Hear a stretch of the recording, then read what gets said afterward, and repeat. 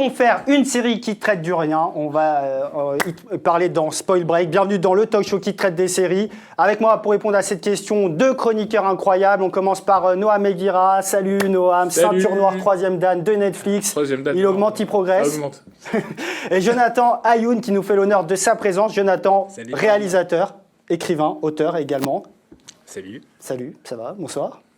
Restez avec nous tout au long de la série. On va répondre à cette question. Peut-on faire une série qui traite du rien? Et on va en parler avec toi, Jonathan, avec d'abord l'exemple phare, la série Seinfeld, qui a été la série la plus populaire au monde dans les années 90. On regarde d'abord un extrait de Seinfeld, on en parle tout de suite après. Go ahead. I think I can sum up the show for you with one word. Nothing. Nothing? Nothing. What does that mean? The show is about nothing. Well, it's not about nothing. No, it's about nothing. Well, go ahead. Alors, outre les cravates et les chaussettes magnifiques dans l'extrait que l'on vient de voir, Jonathan, dans Seinfeld, on le comprend là, donc la scène, ils sont en train de vendre une série qui parle de rien, ils sont en train de bien insister sur le mot « nothing ». Alors, C'est exactement ça. Ils se mettent en scène ce qu'on est en train de regarder. C'est-à-dire, bon, moi, c'est ma série, vraiment une série que j'affectionne particulièrement. Mais d'assumer, de dire, on ne parle de rien, c'est comme ça, c'est la vraie histoire, c'est la vraie genèse. c'est le pitch de la série. C'est comme ça même qu'ils l'ont vendu à la base à la chaîne, et ça a été acheté là-dessus, sur le fait de dire, bon, bah, on vous suit, on vous fait confiance, et on suit donc ces personnages-là dans le salon de Seinfeld qui se racontent leur vie, et c'est extrêmement drôle. Et aux États-Unis, ça a été un succès phénoménal. En France, pas tellement, j'ai l'impression, c'est Friends qui a pris le dessus, mais aujourd'hui, quand tu interroges les Américains, leur série préférée, ou la plus grande série de tous les temps, c'est Seinfeld, une série qui ne parle de rien. Ça paraît assez surréaliste dit comme ça, mais c'est les faits. Ah, Noam. Oui, c'est une ça fête. va Après, c'est beaucoup marketing. C'est-à-dire, en fait, sous couvert de dire qu'on parle de rien, on parle pas de rien. On parle du quotidien de plusieurs amis new-yorkais. On parle aussi des travers humains. Puisqu'en fait, Seinfeld aborde aussi ces personnages-là qui sont des personnages imparfaits, des personnages avec des dark sides, on va dire, et aborde toutes ces dark sides, en fait. La question est comment ils vivent avec et comment ils les résolvent. Donc, finalement, je sais pas si ça parle vraiment de rien. Moi, je sais pas si une œuvre, un jour, vraiment peut parler de rien. Oui, non, mais c'est une vraie question. Si on parle de rien, si on reste à proprement parler sur le mot parler de rien, on fait une série où on se tait. Non, mais c'est-à-dire, Si on suit ton raisonnement. Non, mais à partir du moment où on décide de faire une œuvre, qu'elle soit cinématographique, une série, en tout cas une œuvre n'importe quoi, un livre, je sais pas, mais c'est-à-dire, on peut pas décider, enfin, ça parle jamais de rien, ça parle de quelque chose, il y a toujours un message derrière. Par exemple, Seinfeld a profité de plusieurs épisodes pour revenir sur les mésaventures de Larry David à la télévision. Bon, après, il y a une série dérivée aussi. Alors, on rappelle quand même, pour ceux qui nous regardent, tout le monde ne connaît pas Larry David. Larry David est un des co-auteurs, et c'est le showrunner, en tout cas de la saison 1 jusqu'à la saison 7 de la série Seinfeld. Et on va rappeler un peu comment la série Seinfeld, qui traite de rien, justement, s'est faite. À la base, Larry David et Jerry Seinfeld, Larry David était auteur sur le Saturday Night Live notamment, et a fait de la scène. Jerry Seinfeld jouait sur scène en tant qu'humoriste. Ils se sont rencontrés, ils ont décidé de pitcher cette série à NBC, il me semble. Donc Seinfeld. Et donc, pour faire une série qui traite de rien, comme on le voit, il faut aussi de très très bons auteurs avec de très très bons dialogues. Je pense que c'est un des atouts principaux. Là où Noam a raison, c'est quand il dit, en effet, c'est un coup de dire ça parle de rien, parce que bien évidemment, il y a de l'intrigue, il faut une narration. Mais malgré tout, c'est là, l'hameçon de dire que ça traite de rien. oui, bien sûr. Non, mais parce que malgré tout, ils assument ce côté-là du rien. En fait, c'est du rien du rien profond. C'est-à-dire, c'est des questions existentielles très superficielles. Et ça, il assume, et il dit que c'est leur névrose. C'est pourquoi Seinfeld va quitter tel petit ami, parce qu'en fait, il supporte pas son rire. Ou parce qu'elle a de grandes mains, et il se prend la tête pendant toute l'émission, ou parce qu'elle est sortie avec son voisin qu'il déteste. Donc quand il la revoit, il se dit, mais mince, elle était avec mon voisin que je déteste il y a 10 ans, et il n'arrive pas à passer alors qu'il adore la nana. Donc c'est ce type de questions-là qui paraissent des questions, en effet, assez... Anecdotique, mais qui compose tout, toute la névrose de Larry David. Ça, c'est beaucoup plus d'ailleurs Larry David qui incarne ça. D'ailleurs, il y a son alter ego dans la série. Tout à fait, qui est George Costanza, qui est celui qui dit le mot nothing 10 fois dans l'extrait qu'on vient de voir juste avant.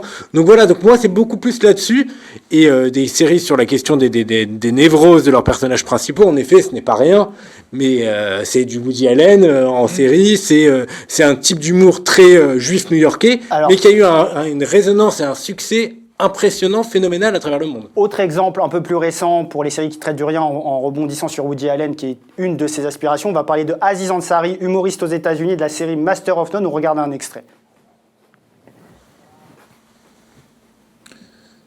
Mais il faut sauter sur l'occasion, parce que t'as ces entrées tarées qui te permettent de tout envisager. Oui, mais en invitant une inconnue, tu prends le risque qu'elle vienne uniquement pour voir le concert. Vieux, vaut mieux se faire prendre pour un con par une bombe que d'être accompagné par Brian.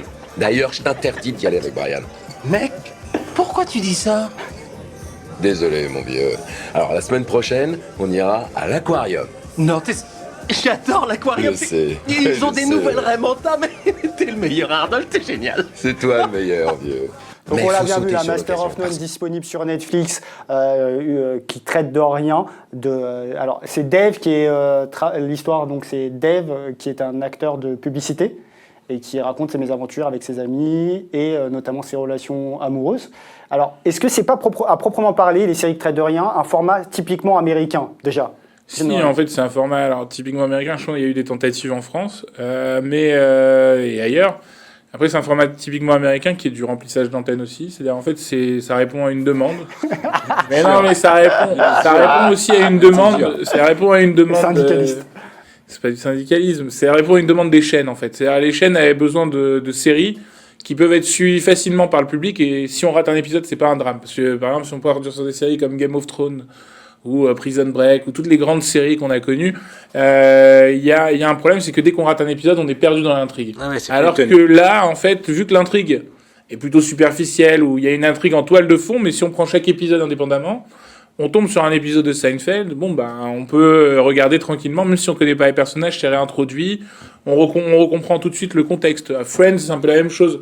C'est des séries vraiment qui sont regardable à n'importe quel moment par n'importe qui, mais par contre, si on s'intéresse un peu plus profondément aux séries dont on parle, de fait, il y a des toiles de fond, il y a des liens qui sont tissés, il y a des grandes histoires dans les petites histoires, enfin voilà, il y a ce genre de choses et qu'il faut pouvoir qu'on peut suivre pour les fans assidus et pour les gens qui suivent la série assidûment. Mais moi, ce qui me marque particulièrement quand on dit les séries qui ne parlent de rien, c'est que finalement, c'est surtout sur la vie des célibataires trentenaires. Comme si ça serait donc une décennie où il se passe rien d'ailleurs dans la vie des gens. Ah, mais c'est incroyable ce point commun. Pour montrer Master of None, Friends, Seinfeld, c'est quand même c'est la vie de célibataires trentenaires. D'ailleurs dans des villes, dans des grandes villes, beaucoup à New York. Oui. Donc c'est d'ailleurs ce qui quelque part a été montré là au cinéma en France avec le nouveau film de Clapiche là 2 mois. C'est un univers très particulier et qui rejoint toujours cette question. Alors il y a le rien, mais la question de la solitude et le fait d'être seul, parce que c'est beaucoup des célibataires et c'est comment on fait groupe dans une ville où on est très anonyme et on se construit un réseau d'amis, parce que finalement c'est des groupes d'amis quasi tous célibataires. C'est vrai. Non, mais c'est vrai. Après, moi, ce que je pense intéressant, c'est que ça traite aussi de sujets. C'est des séries qui sont pas faites pour durer normalement dans le temps. Même si l'humour reste très intéressant et très marquant, où on a tous des répliques cultes et ce genre de choses. Maintenant, après, derrière, c'est des séries aussi qui traitent de l'ère du temps. Et de fait, un Friends, par exemple, Des faits sociétaux des faits sociétaux dans l'air du temps, mais aussi qui sont la photographie d'une époque. Par exemple, dans Friends, on voit qu'ils ont très peu de téléphones portables, alors qu'aujourd'hui, c'est impensable. Ils traitent de sujets un peu par-dessus la jambe. D'ailleurs, il y a eu des articles qui disaient ce que Friends pourrait être refait aujourd'hui, parce que finalement, c'est peut-être un peu réac sur les questions d'homosexualité, sur les questions de racisme, sur plusieurs questions qui sont posées. Ça, c'est des photographies instantanées d'une époque. Et il faut les prendre comme telles, et c'est pour ça que ça marche aussi bien, parce que chaque époque et chaque décennie a sa façon de s'exprimer. Et du coup, en tout cas, assez problématique et des choses à exprimer, et du coup, c'est pour ça qu'on en a autant. Jonathan, est-ce qu'aujourd'hui, quelle pourrait être la série phare qui traite de rien actuellement? Est-ce qu'il y a eu un successeur digne de ce nom en termes de série? Peut-être Noam. Oui, parce que moi j'aurais du mal à répondre. Oui, je vois ça. Master of None, c'est un bon exemple, par exemple. Master of None, C'est merci. facile. Non, mais Facile. celle-là, oui. Mais Non, c'est non, un- et tu Moi, parlais j'attendais de Big que vous Bang répondiez. Theory. Mais Big Bang Theory, ça vient de s'arrêter. Mais Moi, Big je vais Bang vous dire, Theory- c'est le retour de la série de Larry et son nombril, la saison 10, Ah, mais ça. qui bien revient sûr. en force. Et qui vient Avec- contredire tout ce que j'ai dit avant, parce que ce n'est pas un célibataire trentenaire dans Et une voilà, grande ville. justement. J'attendais. Oui, non, mais lui, il vient plutôt rejoindre. Je sais pas, je connais pas bien la série avec sur Netflix, Kominsky. C'est quoi la méthode Ah, la méthode Ouais, Kominsky. la méthode Kominsky. Avec Michael Donc là, c'est Douglas. plutôt des personnes qui ont leur carrière quelque part derrière eux. Parce que Larry David dans son nombril, c'est l'auteur de Seinfeld qui a réussi. Il sait pas quoi faire de sa vie après, et tu le suis dans ses vicissitudes, dans son quotidien extrêmement banal, où il a pas de problème d'argent, il Oui, a pas de problème de boulot, mais du coup, il se trouve énormément de problèmes. Oui, mais là, il parle Des des névroses Finalement, de. finalement, vu que c'est une série un peu autobiographique, est-ce que ça ne traite de rien vraiment? Ça, c'est une question, ça traite aussi de sa vie. Donc en fait, c'est son. On regarde un extrait de Larry et son nombril, on en continue après. First of all, congratulations on a great attempt at a chat and cut. Really good. 99 times out of 100, that's going to work. Unfortunately, I happen to be on the line. So, Okay, I don't know what you're talking about. I just saw my friend. yeah, I know a chat and cut when I see it. Okay. All right. Use this fellow, this poor innocent fellow, to sneak into the line. Do you know her at all? Well, I mean, to be fair, we met like 8 years ago. He remembers. No, so. I honestly don't. I honestly don't. You think she's doing a chat and cut? I kind of feel like you are. Yeah. I feel a little manipulated here. Yeah, so. Oh, fine. Okay. He's been Sorry. manipulated. You Okay. manipulated him. That's what You it want me is. to get back in line? Would that make you feel better? Yes, it would. Fine. Alors, Larry et son nombril, moi, ça me fait. Ça me tue de rire à chaque fois. moi, j'adore, Jonathan. ouais. C'est un Oui, génie, oui. Larry David, on peut le dire. Aux Oui, parce États-Unis, c'est vraiment un génie. Parce qu'il assume là des moments de questionnement, parce que là, est-ce qu'on balance ou pas le risquière dans une file d'attente? Je pense à un autre épisode où il dîne avec des amis, et c'est l'homme qui paye, qui invite lui et sa femme, et donc c'est l'homme qui paye avec sa carte bleue, donc à la fin il dit merci au mec, mais il dit pas merci à sa femme.